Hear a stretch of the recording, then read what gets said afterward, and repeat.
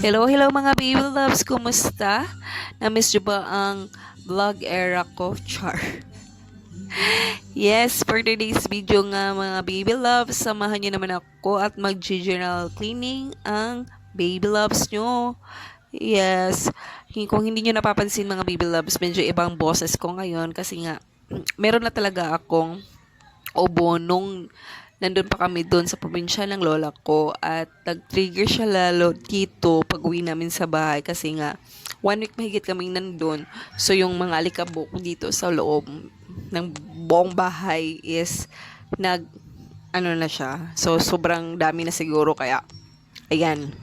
At pagka-uwi ko talaga or pag-uwi namin talaga dito, grabe yung allergic rhinitis ko. Talagang iihina ako. Kung pwede ko palang palitan talaga yung ilong ko, ewan ko lang. Pinalitan ko na siguro ng ilong ng baboy. Pero, wag naman. Mas bet ko pa rin tong ilong to. Kahit ang raming, ang raming hanas. Sush, nakakairita. Pero, favorite ko pa rin tong gift ni God sa akin. So, yes, habang naglilinis nga ako, napag-isipan ko na din mga baby loves na palitan yung mga cobre kama, mga pillow cases ko para kahit pa paano maalis talaga yung mga alikabok. Lahat-lahat. At after nga mga baby loves is nagtupay na din ako ng mga gamit na nalabahan ko pa doon sa probinsya ng lola ko.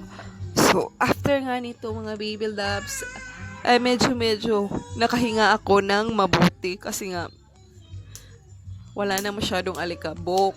Nalinisan ko na lahat, mga bintana. Ito na lang sigurong cortina ang hindi ko pa napalitan for today's video kasi nga sira kasi itong curtain rod namin. So, kailangan ko pa siyang i-adjust. So, yan na muna lang. Ito na lang muna. So, ito lang muna sa for today's video mga baby loves at sa susunod. So, tignan nyo na lang yung from this to this. Bye!